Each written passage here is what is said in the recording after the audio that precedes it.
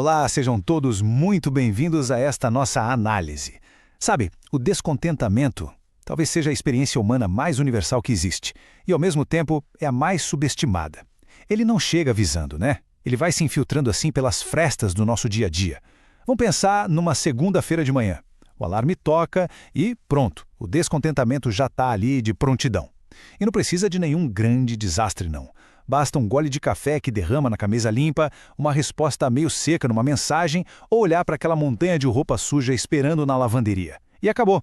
A frustração, aquela sensação de que a vida está nos devendo alguma coisa, ela se instala antes mesmo da gente sair de casa.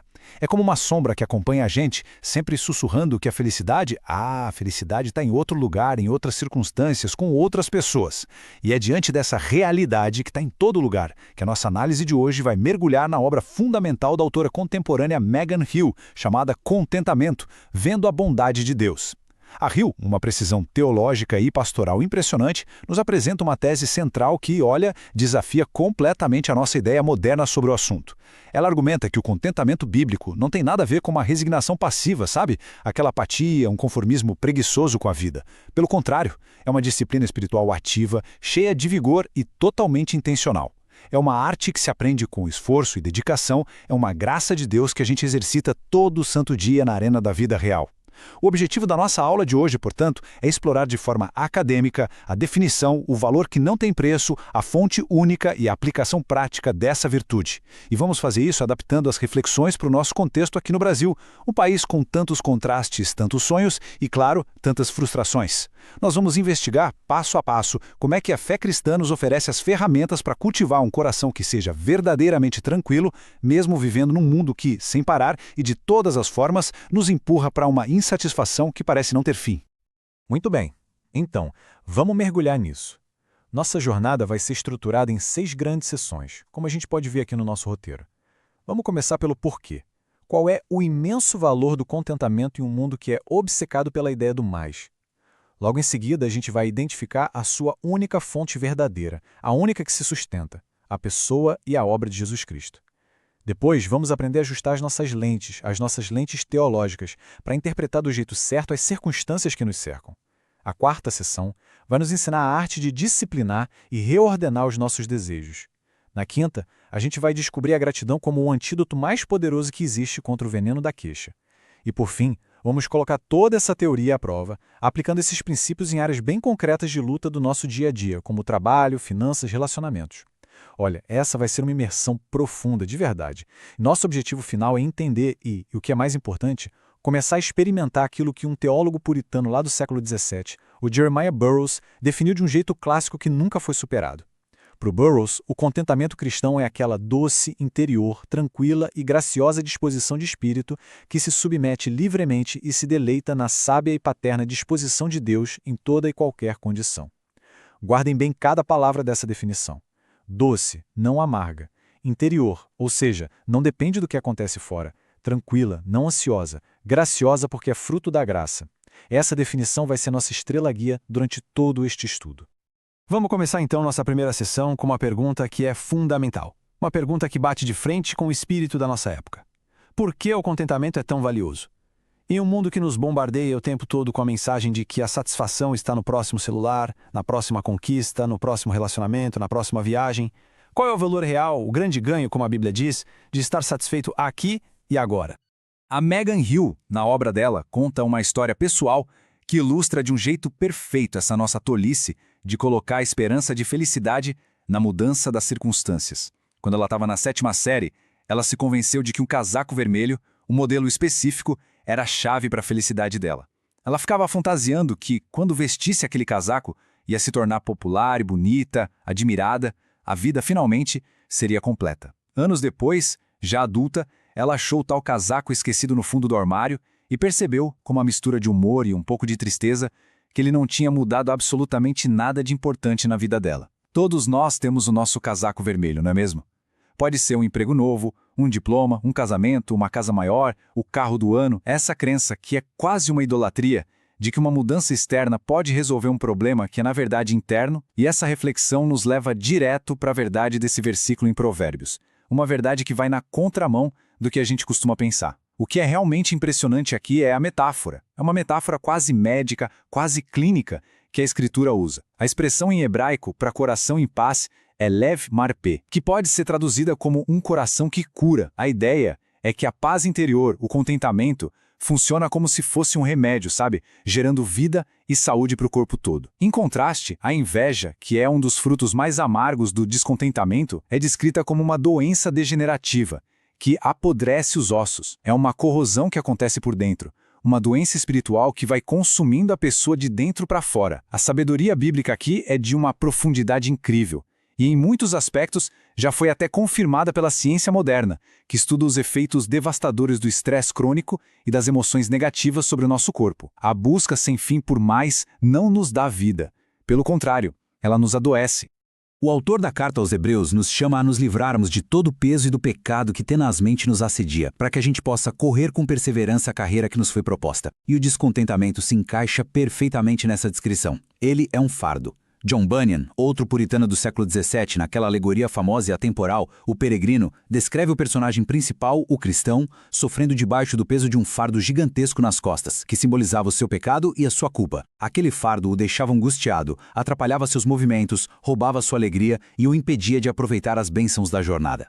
Foi só quando ele chegou ao pé da cruz de Cristo que o fardo se soltou e rolou para dentro de um túmulo. E aí, pela primeira vez, o cristão pôde seguir a jornada alegre e leve, dando pulos de alegria. O descontentamento funciona do mesmo jeito. É um peso espiritual que nos deixa exaustos, nos paralisa e nos puxa para baixo. Por outro lado, a Bíblia nos dá um exemplo paradigmático de um coração sem peso na figura de Jó. No comecinho da história, Jó é apresentado como um homem que tinha de tudo. Família grande, muitos servos, rebanhos enormes. E num único e terrível dia, ele perde absolutamente tudo. A resposta dele, no meio de uma dor que a gente nem consegue imaginar, é um dos testemunhos mais poderosos de toda a Bíblia. Ele diz: "Nu saí do ventre de minha mãe, e nu voltarei. O Senhor o deu, e o Senhor o tomou. Bendito seja o nome do Senhor." No meio da perda, a reação imediata dele foi de adoração. Por quê?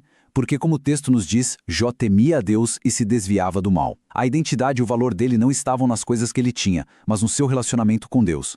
Ele valorizava mais o doador do que os presentes que recebia. Isso é o que significa ter um coração leve, livre do peso esmagador do descontentamento. O apóstolo Paulo, na primeira carta a Timóteo, lá no capítulo 6, faz uma afirmação que é econômica e teológica ao mesmo tempo. Grande ganho é a piedade com contentamento. Isso é uma promessa de lucro espiritual. E geralmente, quando tem algo valioso para a gente ganhar, a gente se dispõe a se esforçar, não é? O contentamento, mesmo sendo uma disciplina difícil, nos traz recompensas que não têm preço. Refletindo sobre esse versículo, o Jeremiah Burroughs listou o que ele chamou de as 4 excelências, ou os grandes ganhos do contentamento. Vamos dar uma olhada nesses 4 grandes ganhos. Primeiro, a prontidão para adorar. Um coração contente reconhece a soberania e a bondade de Deus em todas as coisas. Assim como Jó, mesmo na dor, a gente está sempre pronto para cantar, para orar e para ouvir aquele que faz todas as coisas bem. A adoração simplesmente flui de um coração satisfeito em Deus. Segundo, o contentamento exibe a graça de Deus. Ninguém nasce contente. Murmurar e reclamar é o padrão da nossa natureza caída. Por isso, um espírito contente no meio das dificuldades, especialmente no mundo que reclama de tudo, é uma demonstração sobrenatural do poder de Deus transformando uma vida. É como um outdoor vivo da graça divina. Terceiro, ele nos dá liberdade para servir. A preocupação constante com a nossa própria situação, nossos direitos, nossas frustrações, nos deixa cegos para as necessidades dos outros. As pessoas mais úteis no reino de Deus são aquelas que, por confiarem totalmente nele, estão livres de si mesmas para olhar para o próximo. E por último, o contentamento nos protege da tentação. Um coração insatisfeito é um campo fértil para Satanás semear as ervas daninhas da cobiça, da inveja, da amargura e da autopiedade, que nos levam a exigir de forma pecaminosa aquilo que Deus, na sua sabedoria, não nos deu. Para a gente resumir esta primeira sessão, podemos colocar lado a lado 2 lógicas, 2 visões de mundo que estão em guerra dentro de nós. A lógica do descontentamento, que é a lógica do mundo, diz que a felicidade é condicional, totalmente dependente do que acontece ao nosso redor. Ela funciona como um peso que nos atrasa na jornada da fé e nos infecta com o veneno da inveja. Por outro lado, a lógica do contentamento, que é a lógica do reino, afirma que a verdadeira paz e alegria estão na pessoa de Deus, e isso independe das circunstâncias. Isso nos torna leves, nos liberta para adorar e servir e nos leva a um grande ganho espiritual, como a gente acabou de ver. Então o ponto central aqui é que o contentamento não é uma virtude pequena ou opcional para o cristão. Não é um item de luxo espiritual, sabe? É uma chave para a vida abundante que Cristo prometeu, um componente essencial da nossa santificação e um ativo espiritual poderosíssimo. Mas, Se o contentamento não é algo natural para a gente, se ele não brota do nada dos nossos corações caídos, de onde ele vem? Como é que a gente adquire isso? Essa pergunta nos leva diretamente para o coração do Evangelho e para a nossa próxima sessão. Ok, vamos avançar agora para o centro da nossa questão. A fonte do contentamento não é uma técnica de autoajuda, não é um mantra de pensamento positivo, nem uma filosofia de autonegação ou um simples exercício de força de vontade. A fonte do contentamento genuinamente cristão é uma pessoa, Jesus Cristo. E aqui está o ponto vital que a gente não pode perder de vista. Ele não é só o nosso modelo de contentamento, ele é também a fonte do poder para que a gente consiga alcançá-lo. Para explicar a doutrina central da união com Cristo, a Megan Hill usa uma analogia fascinante. Ela descreve os pescadores de Persebes lá na costa da Espanha. Eles se amarram um no outro com uma corda de segurança e descem por penhascos perigosos e super íngremes. Enquanto um está lá embaixo, na zona de perigo, coletando os crustáceos às rochas, o outro fica de vigia lá em cima, segurando a corda, pronto para gritar um aviso se vier uma onda grande ou para puxá-lo de volta para a segurança. Nenhum deles está sozinho. A vida de um depende da segurança do outro. Da mesma forma, o Evangelho nos diz que não estamos sozinhos nas falésias perigosas e escorregadias desta vida. Pela fé, estamos amarrados a Cristo com laços que nem a morte nem o inferno podem quebrar. Essa união que não pode ser desfeita com Ele, como um ramo na videira, nos traz um encorajamento e um conforto que o mundo simplesmente não pode oferecer.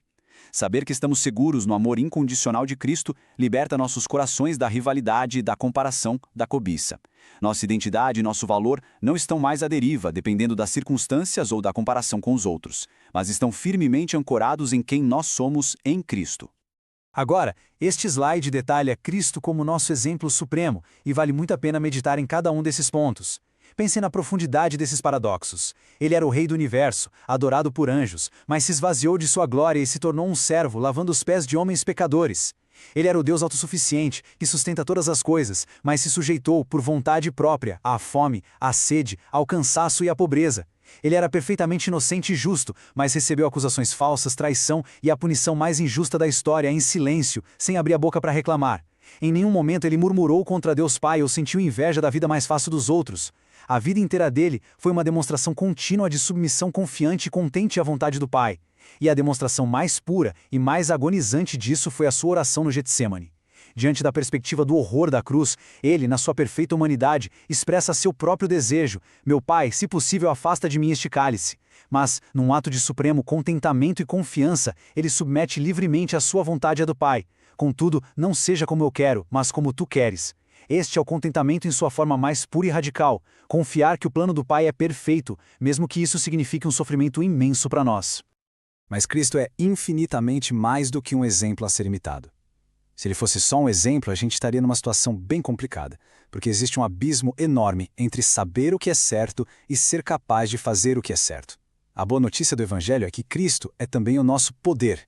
Ele não só nos mostra o caminho, mas nos carrega nele. Ele nos capacita a viver uma vida de contentamento. Este slide resume as 3 maneiras principais como ele faz isso. Primeiro, e o mais fundamental de tudo, a sua morte na cruz quebrou o poder, a tirania que o pecado tinha sobre nós. Romanos 6,11 nos diz que devemos nos considerar mortos para o pecado, mas vivos para Deus em Cristo Jesus. Não somos mais escravos do descontentamento, nós fomos libertos. Segundo, depois que ele subiu aos céus, ele nos deu o seu Espírito Santo, a terceira pessoa da Trindade que mora em nós para nos convencer do pecado, nos consolar na aflição e nos capacitar a viver de um jeito que agrada a Deus. E terceiro, como nos diz Hebreus 7,25, Cristo vive sempre para interceder por eles. Neste exato momento, o Cristo ressuscitado está à direita do Pai orando por nós, para que a nossa fé não acabe e para que a gente alcance o contentamento. É por isso que a famosa declaração de Paulo em Filipenses 4,13, posso todas as coisas naquele que me fortalece, não é um cheque em branco para sucesso material, mas é a conclusão de um discurso sobre o contentamento. É a afirmação de que podemos estar contentes em qualquer situação pelo poder de Cristo que opera em nós. E isso nos leva ao objetivo final, ao propósito maior do nosso contentamento, a glória de Cristo. Reclamar, como a Megan Hill aponta, é uma moeda universal no nosso mundo. É um jeito fácil de se conectar em quase qualquer conversa casual. Aqui no Brasil, a gente reclama do tempo, do trânsito caótico, do trabalho, do governo, dos preços no supermercado. É um hábito, quase um esporte nacional, né? Mas os cristãos são chamados a serem radicalmente diferentes, a serem contraculturais. A beleza desse versículo é que ele conecta diretamente a ausência de murmuração a um testemunho evangelístico poderosíssimo. O espírito contente, que não reclama, que não vive se queixando, brilha como um luzeiro, como uma estrela num mundo que vive na escuridão da insatisfação. Ele testemunha publicamente sobre 3 verdades profundas e transformadoras. Primeiro, que nosso Deus é bom e soberano, mesmo quando as coisas vão mal. Segundo, que nossa esperança é inabalável, porque não está firmada nas areias movediças deste mundo, mas na rocha que é Cristo. E terceiro, que a gente acredita numa realidade mais profunda e eterna, que vai muito além das inconveniências e das tragédias do dia a dia. Nosso contentamento não é para o nosso próprio conforto, é para a glória de Cristo. Concluindo esta segunda sessão, a diferença crucial entre a busca do mundo por paz e o contentamento cristão está exatamente aqui. A abordagem humana depende de força de vontade, pensamento positivo, técnicas de mindfulness, autoajuda. É algo que a gente tenta fabricar de dentro para fora. A abordagem cristã, por outro lado, é radicalmente teocêntrica e cristocêntrica. O encorajamento vem da nossa união com Cristo, o poder vem do Espírito Santo que habita em nós e o objetivo final é a glória de Deus. O contentamento cristão não é fabricado por nós, ele é recebido dele. Com esse fundamento sólido em Cristo como nossa única fonte e nosso único poder, agora a gente está equipado para o próximo passo, que é um passo de renovação da nossa mente. Aprender a interpretar corretamente o mundo ao nosso redor e as circunstâncias que a gente enfrenta todo dia. O reformador João Calvino abre a sua obra principal, As Institutas da Religião Cristã, com aquela famosa afirmação de que toda a verdadeira sabedoria consiste em 2 partes, o conhecimento de Deus e o conhecimento de nós mesmos. Esta sessão é exatamente sobre isso, ajustar nossas lentes teológicas para enxergar a nós mesmos, a Deus e as nossas circunstâncias do jeito certo, do jeito que a Escritura nos ensina. O primeiro pilar da perspectiva correta é uma humildade radical, uma humildade profunda. Esse versículo de Coríntios é demolidor para o nosso orgulho, que já nasce com a gente. Ele nos força a encarar uma verdade da qual não dá para escapar. Tudo, absolutamente tudo que a gente tem, nossa família, nosso trabalho, nossos talentos, nossa saúde, nossa inteligência, até a nossa próxima respiração, é um presente que a gente não merece. Um presente da graça de um Deus soberano. Não temos nada por direito ou por mérito próprio. Fomos feitos do pó e tudo que a gente possui nos foi dado pela graça. Um coração descontente, portanto, não é só um coração triste ou frustrado. Na sua raiz, é um coração arrogante. Ele age com o sentimento de que tem direito a algo, como se Deus lhe devesse alguma coisa melhor, esquecendo que tudo é graça. Ele se esquece de que é um receptor, não um credor. E essa ingratidão presunçosa, como o apóstolo Paulo argumenta lá em Romanos capítulo 1, é a raiz de consequências espirituais gravíssimas, levando à idolatria e à escuridão do coração. Reconhecer nossa total e contínua dependência de um Deus gracioso é o primeiro passo, indispensável para um coração contente. O segundo pilar é o reconhecimento de que, por nós mesmos, a gente não consegue fazer nada que dure ou que tenha significado de verdade. O Salmo 127 bate de frente com os mantras modernos de autossuficiência que a gente vê em todo lugar. Como você pode ser o que quiser, ou o poder está dentro de você? A Bíblia nos diz o contrário. Não importa o quão duro a gente trabalhe, o quão bem a gente planeje ou o quão vigilante a gente seja, nós dependemos inteiramente da bênção e da providência do Senhor para estabelecer a obra das nossas mãos. O descontentamento muitas vezes nasce da mentira da autonomia, aquela crença de que estamos no controle das nossas vidas, da nossa carreira, da nossa família, dos nossos resultados. Quando a gente acredita nessa mentira, a vida vira uma série de frustrações, porque a gente fica o tempo todo esbarrando nas nossas próprias limitações e na soberania de um Deus que governa o universo. É por isso que o profeta Isaías nos lembra que, no sossego e na confiança estaria a vossa força. A verdadeira força não vem do esforço autônomo e ansioso, mas do descanso confiante na soberania e na bondade de Deus. O terceiro pilar é entender que Deus leva o descontentamento e a sua expressão verbal, a murmuração, muito a sério. Muitas vezes, na nossa cultura, a gente diminui a queixa, trata como um pecadinho, um desabafo que não faz mal a ninguém. No entanto, o exemplo trágico dos israelitas no deserto, que Paulo usa como um alerta em 1 Coríntios 10, mostra exatamente o contrário. Por causa das constantes reclamações contra Deus sobre a água, a comida, a liderança, uma geração inteira foi julgada e morreu sem entrar na Terra Prometida. Mas por que a murmuração é tão grave aos olhos de Deus? Por 3 razões. Primeiro, é rebelião contra o caráter de Deus. Quando a gente reclama das nossas circunstâncias, na prática estamos acusando o Deus soberano de ser incompetente, injusto ou até mesmo mau. Estamos questionando a sabedoria e a bondade dele. Segundo, isso impede nosso amor a Deus. É impossível, tanto psicologicamente quanto espiritualmente, amar, adorar e servir de todo o coração a um Deus que, lá no fundo, a gente acredita que está agindo errado conosco. A murmuração envenena a adoração. E terceiro, é uma porta de entrada para outros pecados. O descontentamento abre a porta para a inveja, a cobiça, a amargura e a autopiedade, como a Epístola de Tiago nos adverte. E chegamos ao pilar final e mais consolador de todos: aprender a ver nossas circunstâncias como ferramentas divinas. A Megan Hill usa a bela analogia da caixa de ferramentas de Deus. Cada evento em nossa vida, seja uma bênção aparente ou uma provação dolorosa, é uma ferramenta calibrada com precisão nas mãos de um Deus que é ao mesmo tempo soberano e Pai, usada para nos conformar à imagem de seu Filho, como promete Romanos 8:29. O desemprego, a doença, o conflito no relacionamento, nada é desperdiçado. O apóstolo Pedro usa uma analogia parecida, a do ourives, na sua primeira carta. Ele diz que, se for preciso, somos contristados por várias provações para que a genuinidade da nossa fé, que é muito mais preciosa do que o ouro que perece, mesmo que provado pelo fogo, seja revelada. As provações, portanto, não são acidentais nem sem sentido. Elas são necessárias, temporárias e projetadas por um Deus amoroso para refinar nossa fé, purificar nosso coração e produzir um resultado de glória eterna. Resumindo, essa sessão nos chama a uma mudança profunda e revolucionária na nossa perspectiva teológica. Começa com uma autoavaliação humilde, reconhecendo que tudo que temos é um presente. Continua com um reconhecimento sério da gravidade do pecado do descontentamento. Isso nos leva a uma confiança inabalável na certeza do cuidado soberano de Deus, que nunca vai nos abandonar. E termina com uma visão de propósito, entendendo que cada circunstância é uma ferramenta nas mãos dele para o nosso bem eterno. Com essa nova mentalidade, com essas lentes teológicas ajustadas pela palavra de Deus, a gente pode agora se voltar para o motor das nossas ações e reações, o centro de controle da nossa vida interior, os nossos desejos. Ao começar esta quarta sessão, é muito importante desmascarar um mito comum e perigoso: a ideia de que contentamento significa eliminar todo e qualquer desejo. A vida cristã não é um chamado ao estoicismo ou ao nirvana budista, que buscam a paz acabando com o desejo. Pelo contrário, a Bíblia está cheia da linguagem do desejo. Desejar a Deus, ter fome e sede de justiça, ansiar pela vinda de Cristo.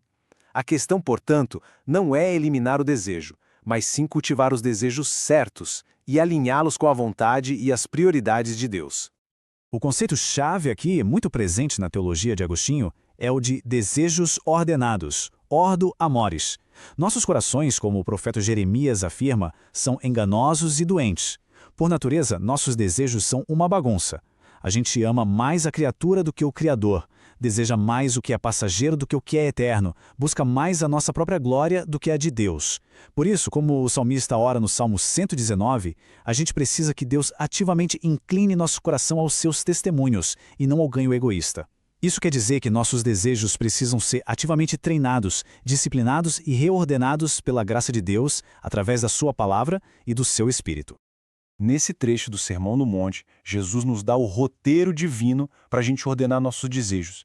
Ele nos chama para uma mudança radical de foco. É natural e humano acordar preocupado com as questões materiais e passageiras, a conta do banco, o aluguel, a saúde, o futuro dos filhos. Jesus não nega a realidade ou a legitimidade dessas necessidades, mas nos chama a buscar primeiro, a dar prioridade máxima ao que tem valor eterno, o reino de Deus e a sua justiça.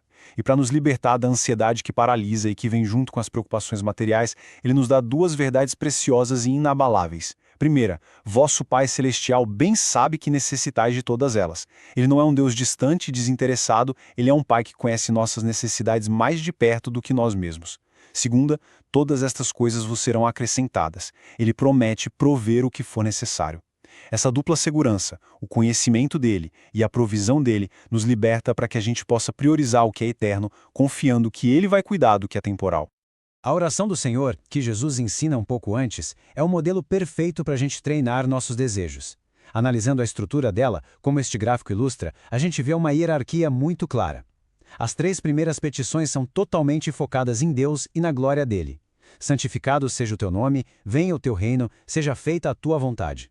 Só depois de estabelecermos as prioridades de Deus como as nossas próprias prioridades, é que somos convidados a apresentar nossas necessidades pessoais.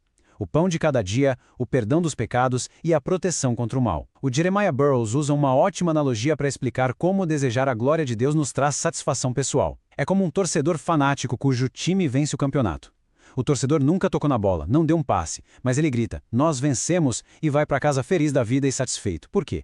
Porque a identidade e a alegria dele estão ligadas à vitória do time. Do mesmo jeito, quando nossos desejos estão primariamente ligados à glória de Deus, a vitória dele se torna a nossa vitória e a satisfação dele se torna a nossa mais profunda satisfação. Agora, uma nuance teológica importante. Enquanto a gente busca o contentamento com a provisão e a providência de Deus, a Bíblia também ensina e encoraja um tipo de descontentamento justo. Nós devemos estar profundamente descontentes e insatisfeitos com o nosso próprio pecado que ainda existe, como o apóstolo Paulo expressa em Romanos 7. Miserável homem que eu sou, quem me livrará do corpo desta morte?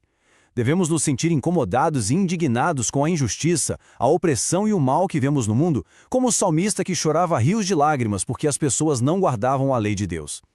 E, acima de tudo, devemos sempre desejar mais de Deus, nunca nos contentando com nosso nível atual de conhecimento, de comunhão e de intimidade com Ele. Isso nos leva ao paradoxo que o Jeremiah Burroughs descreveu de forma brilhante. O cristão é o homem mais contente do mundo e, ao mesmo tempo, o homem mais insatisfeito do mundo. Contente com a disposição de Deus para sua vida, mas eternamente insatisfeito com seu nível de santidade e sempre desejando mais da presença gloriosa de Deus.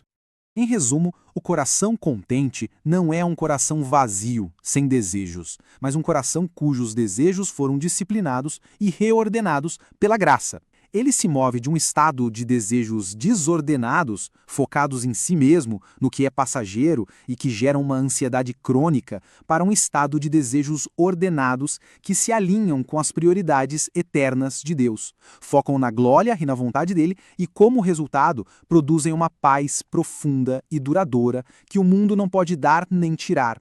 Essa reordenação interna e invisível dos nossos desejos nos leva naturalmente a uma expressão externa e visível. Vamos ver como isso se constrói na próxima sessão, que trata do antídoto mais potente e prático contra o veneno da murmuração. Se o descontentamento é uma doença espiritual que corrói a alma, a gratidão é o seu antídoto mais potente. Nessa sessão, nós vamos explorar como um coração que pratica gratidão é a arma mais eficaz na batalha diária contra a murmuração, a queixa e a autopiedade. Para o cristão, a gratidão não é um feriado anual ou um sentimento que depende das circunstâncias. É um mandamento, é um estilo de vida, é a vontade explícita de Deus para nós. O que é crucial notar nesse versículo é a preposição que Paulo usa. O comando é para dar graças em todas as circunstâncias, não necessariamente por todas as circunstâncias. A gente não precisa agradecer a Deus pela doença, pela injustiça ou pela perda, mas somos chamados a agradecer a Deus em meio à doença, à injustiça e à perda. E essa gratidão não é um otimismo forçado, uma negação da dor ou um exercício de pensamento positivo. É um ato de fé radical. É a declaração de que, mesmo quando a gente não entende o que está acontecendo, mesmo quando nosso coração está partido, nós confiamos que a mão soberana e graciosa do nosso Pai Celestial está no controle e está operando todas as coisas para cumprir seus propósitos eternos e para o nosso bem final. A gratidão cristã não é um sentimento vago. Ela se apoia em fundamentos sólidos e objetivos. Este slide destaca 4 pilares. Primeiro, e o mais importante de todos, a gratidão pela salvação, a maior e mais imerecida de todas as bênçãos. Se a gente não tivesse mais nada, só a salvação já seria motivo para uma eternidade de gratidão. Segundo, a gratidão pela provisão diária, reconhecendo que cada respiração, cada refeição, cada dia de vida é um dom da graça de Deus que nos sustenta. Terceiro, a gratidão pelos propósitos de Deus, mesmo quando são misteriosos e dolorosos. A história de Betsy Ten Boom, que agradeceu a Deus pelas pulgas numa cela superlotada num campo de concentração nazista, é o exemplo radical disso. Ela não amava as pulgas, mas confiava que Deus as usaria para um bom propósito. E ele usou, pois as pulgas mantevem os guardas longe, permitindo que ela e sua irmã, Corey, fizessem estudos bíblicos secretos com outras prisioneiras. E quarto, o pilar mais desafiador para o nosso coração egoísta, a gratidão pelas bênçãos na vida dos outros. Este é, talvez, o teste de fogo da nossa gratidão. Ser genuinamente grato quando Deus abençoa outra pessoa, especialmente com algo que a gente desejava muito para nós. A resposta natural da inveja é se perguntar, por que ele e não eu? Ela nos coloca numa competição doentia com os outros. A resposta sobrenatural da gratidão, porém, é dizer glória a Deus. A Bíblia nos dá pelo menos 3 razões para nos alegrarmos com os que se alegram. Primeiro, porque é um mandamento claro de Deus em Romanos 12. Segundo, porque quando Deus abençoa alguém, Ele está agindo no mundo, e a gente deve se alegrar com a obra dele onde quer que ela aconteça. E terceiro, e mais profundamente, porque no corpo de Cristo, como ensina 1 Coríntios 12, somos um só. Se um membro é honrado, todos os membros se regozijam com ele. A bênção do nosso irmão é, num sentido muito real, a nossa própria bênção. Então, para concluir esta sessão, a gratidão é muito mais do que simplesmente dizer obrigado. É uma disciplina espiritual. É um ato de guerra contra a murmuração e a incredulidade. Cada obrigado que a gente diz a Deus, especialmente nas dificuldades, é mais um tijolo que colocamos na fortaleza da nossa confiança nele. Essa fortaleza não só nos protege das tempestades do presente, mas também nos prepara e nos fortalece para as batalhas desconhecidas do campo de batalha da vida diária. Chegamos à nossa sessão final e mais prática. Toda a teologia que a gente discutiu até agora, por mais profunda e verdadeira que seja, precisa funcionar na vida real, na segunda-feira de manhã. O objetivo agora é pegar os princípios do contentamento centrado em Cristo e aplicá-los como um bálsamo curador em algumas das áreas mais comuns de luta e descontentamento nas nossas vidas. Vamos começar com duas áreas que causam uma ansiedade imensa: trabalho e dinheiro. Em relação ao trabalho, a perspectiva bíblica nos chama a uma reorientação radical. Colossenses 3 nos instrui a fazer tudo de todo o coração, como para o Senhor e não para os homens. Isso muda tudo. Nosso trabalho, seja ele qual for, deixa de ser primariamente uma busca por autorrealização, por reconhecimento ou só por um salário, e se torna um ato de adoração ao nosso chefe supremo, o Senhor Cristo. Em relação ao dinheiro, a mudança de perspectiva é de proprietário para mordomo. O dinheiro e os bens não são, em última análise, nossos. Eles pertencem a Deus, e nós somos apenas administradores temporários. Essa mentalidade nos liberta da ansiedade de acumular e do medo de perder, e nos capacita para a alegria da generosidade, que a Bíblia chama de um investimento seguro no tesouro celestial. Agora, relacionamentos e status. Nos relacionamentos, a perspectiva descontente busca segurança, identidade e felicidade suprema nas pessoas, cônjuge, filhos, amigos.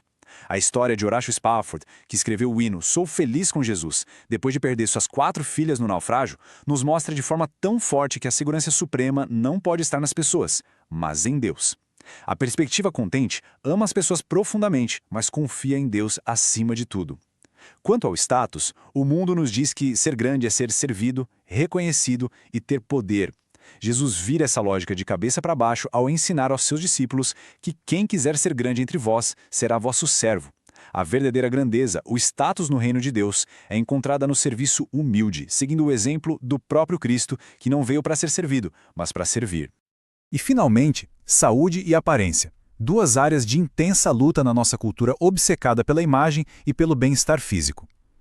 Em relação à saúde e às limitações físicas, os testemunhos de pessoas como Jane Rexon Tada, tetraplégica há mais de 50 anos, e do próprio apóstolo Paulo, com seu misterioso espinho na carne, ilustram uma verdade profunda e paradoxal. A graça de Deus é suficiente, e o seu poder se aperfeiçoa na nossa fraqueza. Nossas limitações, quando entregues a Deus, se tornam um palco para a glória dele. Sobre a aparência, a Bíblia constantemente nos lembra de que o homem vê o exterior, porém o Senhor, o coração.